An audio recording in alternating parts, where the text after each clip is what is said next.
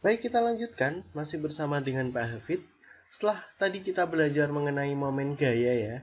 Nanti kalau melihat videonya urut ya dari playlistnya dari momen gaya. Sekarang kita menuju ke momen inersia, lanjutan dari dinamika rotasi itu sendiri. Nah, setelah tadi momen gaya atau torsi, sekarang momen inersia. Inersia itu adalah lembam ya. Jadi momen inersia itu adalah ukuran kelembaman suatu benda dalam gerak melingkar. Lembam itu malas. Jadi kelembaman itu adalah sifat dia untuk mempertahankan kedudukannya. Ini seperti di hukum Newton yang pertama itu kan, kelembaman atau inersia. Nah, momen inersia ini itu ada dua. Ada dibagi dua. Ada momen inersia partikel. Partikel itu adalah benda yang ukurannya kecil, benda yang ukurannya sangat kecil begitu. Kemudian ada momen inersia benda tegar. Benda tegar ini adalah benda yang ketika diberi sedikit gaya, dia dapat mempertahankan kedudukan atau ini bentuknya. Benda tegar. Ketika diberi sedikit gaya, dia bisa mempertahankan bentuk atau kedudukannya. Kalau partikel benda yang ukurannya sangat kecil. Nah, kita membahasnya mulai dari yang partikel terlebih dahulu. Kita lihat ini ya. Ini masih sama dengan yang momen gaya, nanti ada poros, ada sumbu, cuma bedanya di sini nanti putarannya tidak ada istilah namanya searah jarum jam atau berlawanan jarum jam. Ini bebas muternya begitu. Misal, ini partikel ya, partikel M kecil ini. Kemudian ini yang lingkaran itu apa namanya? Sebuah sumbu atau porosnya. Ini poros. Nah, partikel ini memutari poros ini, putarannya bisa ke sini, boleh muter kan begitu, atau ke sini juga boleh. Berarti itu punya inersia. Nah, besarnya momen inersia untuk partikel adalah I sama dengan mr kuadrat. I adalah momen inersia untuk partikel ini. M itu adalah massa, satuannya adalah kilogram seperti biasa. R itu adalah jarak dari partikel sampai ke poros. Ingat, poros itu sesuatu yang tidak bergerak. Sehingga ini satuannya M itu kilogram, R itu meter, karena ini kuadrat berarti begini. Ya, meter pangkat 2. Mudah ya, itu adalah momen inersia. Ini kita tidak usah memperdulikan soal gaya plus minusnya. Inersia selalu bernilai positif nanti. Nah, yuk sekarang ini. Untuk momen inersia dari beberapa partikel terhadap suatu poros itu diperoleh dengan cara menjumlahkan secara aljabar biasa kan. Berarti INR1, IM1, R1 kuadrat dan seterusnya. Jika misalnya ada beberapa partikel kemudian sama-sama berputar begitu kan, itu ada momen inersianya. Seperti matahari sebagai poros, Bentar, saya gambar sederhana ya di sini ya. Ini ada Sun, matahari sebagai poros, kemudian ini Merkurius, Venus, gitu kan, Bumi, ya. Ini kan ada beberapa, kita anggap ini sebagai partikel semua. Ini berarti M1, M2, ini M3. Ini kan tidak bergerak. Ini kan muter tak? Ke sini kan, muteri matahari kan berevolusi. Berarti ini punya momen inersia. Ini punya I1, inersia 1, I2, begitu kan, ini I3. Jadi kalau kita mau mencari berapakah sigma I, total inersia dari ketiga planet ini mengutari matahari, ya tinggal dijumlahkan. Seperti ini, berarti I1 plus I2 plus I3. Mudah ya. Ini kan ada jarak R1, kemudian ini ada jarak R2, ini di sini ada jarak R3. Tapi jangan lupa dikuadratkan. Nah, itu untuk momen inersia partikel. Oke, saya lanjutkan untuk yang momen. Baik, untuk momen inersia benda tegar itu tadi ketika diberi gaya, dia tetap mempertahankan bentuknya, gitu kan. Yang pertama ada batang homogen atau batang silinder. Ini batang. Nanti ada dua kemungkinan ya. Yang pertama porosnya itu ada di pusat. Misalnya ini batang panjangnya L, berarti porosnya ada di pusat, itu berarti di tengah-tengah. Ini setengah L, ini setengah L kan begitu. Ini seperti baling-baling bambu, ya kan? Doraemon itu berarti muternya ada di tengah begini. Kalau yang ini porosnya ada di ujung, berarti ada di salah satu ujungnya, bisa di sini, bisa di sini. Berarti ini muternya itu begini, seret, gitu kan? Lebar. Kalau ini muternya ada di tengah ini, dia muter begini. Kalau ini berarti lingkarannya lebih lebar kan, karena ini diameter menjadi jari-jarinya. Gitu. Nah, kalau porosnya memutar di pusat, maka inersianya itu ini 1/12 ml kuadrat. M itu adalah massa batang, L itu adalah panjang batang. Saya tulis M itu adalah massa batang, kalau L itu adalah panjang batang. Ya. Satuannya meter sama kilogram gitu kan. Standar itu ya. Kalau di fisika kan harus satuannya SI. Nah, sekarang kalau porosnya di ujung, kita ambilnya 1/3 ml kuadrat. 1/3 ml kuadrat. Nah, lebih mudah mana sih inersia ketika kita memutar batang itu di pusat atau di ujung? Kira-kira tentunya lebih mudah kita memutarnya itu di pusat seperti ini. Coba ketika kita memutar ballpoint kita, tangan ballpoint kita dijepit dengan kedua jari, kemudian kita jepitnya di tengah, kemudian kita gerak-gerakkan, kan lebih mudah dibandingkan kita menjepitnya di salah satu ujung, itu lebih berat. Jadi inersia ketika di pusat ini lebih kecil ya, lebih kecil. Kalau di ujung ini lebih besar, ya lebih besar. Nah, makanya helikopter itu seperti ini, porosnya di pusat, sehingga inersianya lebih mudah, sehingga dia lebih mudah berputarnya. Gitu. Nanti ada beberapa contoh soal mengenai batang silinder. Ini sering keluar ya, di ujian ada soal-soal seperti ini. Jangan lupa, di pusat itu 1/12, kalau di ujung itu 1/3. Oke, kita lanjutkan. Kita masuk ke benda tegar yang kedua, yaitu silinder. Di sini ada 3 buah silinder. Yang pertama ada silinder berongga. Silinder berongga itu berarti tengahnya ini bolong, seperti kaleng gitu ya. Kaleng tengahnya bolong, tapi depan belakang ini bolong kalengnya itu. Silinder berongga. Tapi di sini ada 2 buah jari-jari. Artinya ada lapisan yang pertama di dalam ini R2, yang di luar ini R1 begitu. Ada 2 jari-jari, dia muternya di poros di tengah seperti ini, porosnya dia muter, berarti seperti roda menggelinding gitu ya, dan menggelinding. Maka inersianya itu menjadi setengah M R1 kuadrat plus R2 kuadrat. R1 itu berarti jari-jari luar ya, jari-jari luar. Kalau R2 itu berarti jari-jari dalam. Nah, ini dia muter ya, seperti roda itu, set gitu. Nah, sekarang kalau silinder pejal, ini sih jarang sekali keluar. Yang sering keluar itu ini, silinder pejal yang sering keluar. Silinder pejal, ini saya kasih ini dulu, ini rumusnya kan. Nanti setengah mr kuadrat. Pejal itu apa? Pejal itu padat, berisi. Berarti padat gitu ya. Pejal itu padat. Berarti kalau berongga itu dalamnya ini kosong, udaranya kan. Kalau ini isinya padat. Nanti ini sering keluar, inersianya menjadi setengah mr kuadrat. M itu massa, R itu adalah jari-jari ini. Dia sama muternya lewat poros itu tadi. Gitu. Ingat ya, ini sering keluar sekali silinder pejal.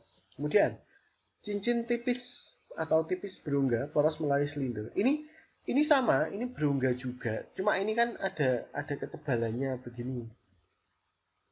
Nah, saya arsir coba ini tebal kan. Kalau ini, makanya ini saya tulis ini tipis gitu, tipis sekali. Maka inersianya mr kuadrat, seperti inersia partikel ini ya, untuk di silinder. Tapi yang sering keluar adalah silinder pejal. Ini diingat ya. Lanjut. Untuk benda tegar selanjutnya yaitu bola.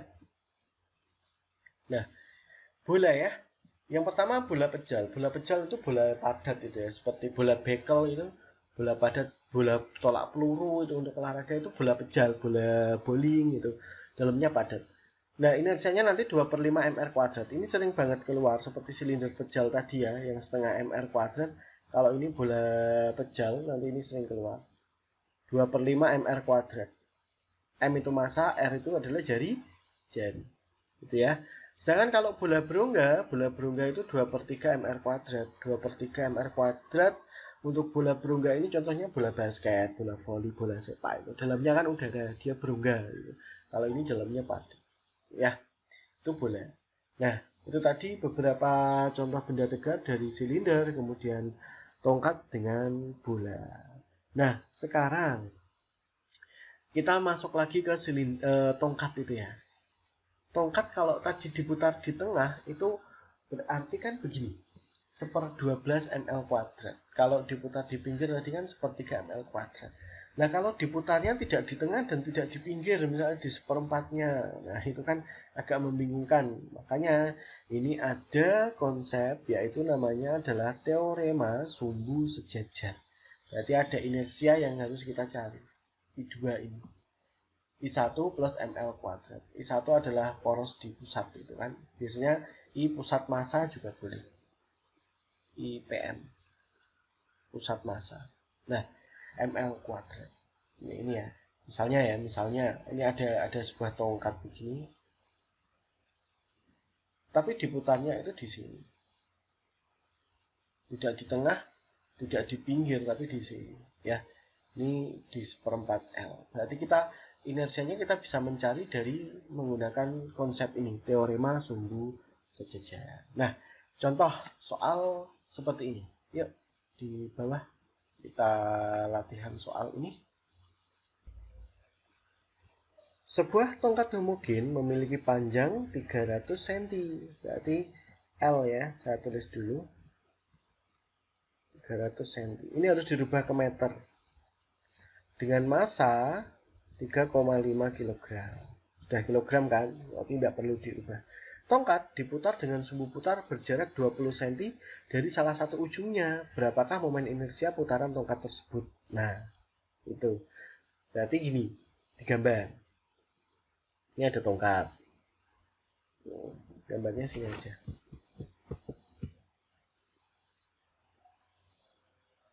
Nah, ini tongkat. Aduh, bentar ya. Mencang-mencang. Nah, ini tongkat. Oke, ini panjangnya 3 meter. Panjangnya 3 meter. Kemudian kalau di tengah di sini, ini kan namanya inersia pusat massa atau inersia 1 kan. Yang besarnya tadi 1/12 ml kuadrat. M-nya dari sini, L-nya dari sini. Langsung kita dapat rumusnya kan. Tapi ini pertanyaannya, ini nanti 20 cm dari salah satu ujungnya. Berarti mutarnya itu nanti di sini. Tongkat itu. Nah, ini 20 cm dari salah satu ujungnya. Saya tulis 20 cm dari salah satu ujungnya. Ya kan? Berarti ini berapa? 130 cm. Berarti segini berapa? 150 cm. Kalau ini digabung, ini kan 300 cm. Ya kan? Kenapa ini bisa 150? Karena ini kan diputarnya di tengah tadi. Begitu. Nah, bagaimana caranya kita bisa menentukan inersia di mana ini? Di 20 cm di salah satu ujungnya. Berarti kita menggunakan teorema sumbu sejajar. I2 sama dengan I1 plus tak taruh di mana ya? Ini aja ya, agak ke atas ya. I2 sama dengan I1 plus ML kuadrat. Ini kan rumus yang tadi. Nah, L kecil ya. Boleh sih L kecil, L besar. Ada yang menuliskan D juga. Terserah kita. Ya, kita masukkan angkanya. I1 kan dipusatkan 1/12 ml kuadrat plus, nah begitu, ml kuadrat. Kita masukkan 1/12, masanya itu kan 3,5. L-nya tadi berapa? 3 meter kan? Ini LL totalnya ini kan 3 meter, 3 kuadrat plus 3,5. Nah, 3,5. L-nya ini mana? L-nya ini ya. Pergeseran poros diukur dari pusat. Pergeseran poros diukur dari pusat. Berarti pusatnya mana? Pusatnya ini. Nah, ini pusat. Pergeseran poros diukur dari pusat. Ini pusat. Dia kan di sini kan. poros yang baru. Ini poros baru. Yang kita ambil bukan 20-nya, tapi dihitung dari pusatnya. Berarti ke sini. Nah, berapa nilainya? Nilainya ternyata 130 cm atau 1,3 meter. Nah, itu loh maksudnya. Kuadrat. Itu ya. Setelah ini dihitung, nanti coba cek sendiri di rumah. Nanti coba dihitung menggunakan kalkulator juga boleh. Berarti ini hasilnya adalah 8,54 kg meter pangkat 2. Oke, selesai ya. Yang lupa kadang-kadang itu di sininya ya, teman-teman semua, adik-adik, L itu ini. Kadang-kadang mereka L-nya itu ambilnya yang ini gitu sudah, padahal enggak, ini pergeseran dari pusat. Pergeseran dari pusat ya. Gitu. Oke. Itu adalah contoh dari teorema sumbu sejajar pada konsep momen inersia.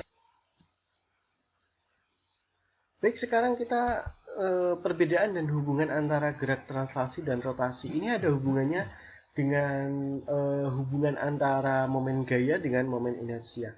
Kita sudah tahu bahwa gerak translasi itu adalah gerak yang linier ya, atau lurus. Sedangkan rotasi itu gerak melingkar. Nah, ini sih sudah saya terangkan di video-video sebelumnya. Kalian bisa mencari di video saya di gerak melingkar atau di gerak lurus, itu sudah ada semua. Nah, kita tahu bahwa kecepatan pada gerak yang translasi, gerak lurus adalah V. Kalau gerak rotasi omega. Jadi hubungannya adalah V sama dengan omega kali R. R ini adalah jari-jari ya. Jari-jari. Untuk percepatan di gerak translasi A, di gerak rotasi alfa, ya kan, sama. Ini juga jari-jari. Massa ketika gerak translasi itu menjadi simbolnya M. Tetapi nanti untuk di dinamika rotasi, di momen gaya dan momen inersia, massa itu dianalogikan sebagai I, momen inersianya, momen inersia I ya, dianalogikan dengan I. Kemudian gaya di gerak translasi itu F, force itu kan. Tapi gaya kalau di rotasi, di gerak melingkar atau di dinamika rotasi nanti dianalogikan sebagai torsi. Jadi kita tahu bahwa hukum Newton kan di kelas 10 itu ya, sudah ada di video saya, bisa dicek. Itu sigma F sama dengan M kali A. Sedangkan kalau di rotasi, ini kan analogi. F itu kalau di rotasi menjadi torsi kan, sigma tau, ya kan? F jadi tau. M itu analoginya menjadi I. A, kalau di sini A berarti di sini alfa. Nah, kita sudah tahu. Ini adalah hukum Newton, hukum kedua Newton untuk gerak rotasi sebenarnya. Tau I alfa. Nah, momentum sekarang. Kalau momentum P, momentum linear ini ya. Kalau momentum sudut itu L. Kita bisa menganalogikan lagi loh. M itu analoginya tadi kan I kan? V analoginya adalah omega, I omega. Nah, jadi ketika kita sudah hafal rumus-rumus di gerak translasi, kita tidak usah perlu menghafal lagi rumus-rumus di gerak rotasi, kita tinggal menganalogikan saja. Seperti energi kinetik ini berarti menjadi setengah, M itu menjadi I, V menjadi omega, setengah I omega kuadrat. Selesai. Itu adalah analogi dari gerak translasi, gerak lurus dengan gerak rotasi, gerak melingkar. Nah, sekarang hubungannya apa? Torsi, tau, dan I. Ternyata hubungannya adalah tau sama dengan I alfa. Ya, inersia dikalikan percepatan sudut. Hubungan torsi dengan I. Torsi sendiri nanti kan bisa dicari dari F kali R atau F kali D gitu kan. I bisa dicari dari macam-macam tadi benda tegaknya gitu ya. Ini adalah hubungannya. Oke. Selesai sudah saya menerangkan materi mengenai momen gaya dan momen inersia. Nah, kita lanjutkan materi berikutnya yaitu tentang momentum sudut. Tapi sebelum itu kita latihan-latihan soal dulu ya. Disimak terus videonya.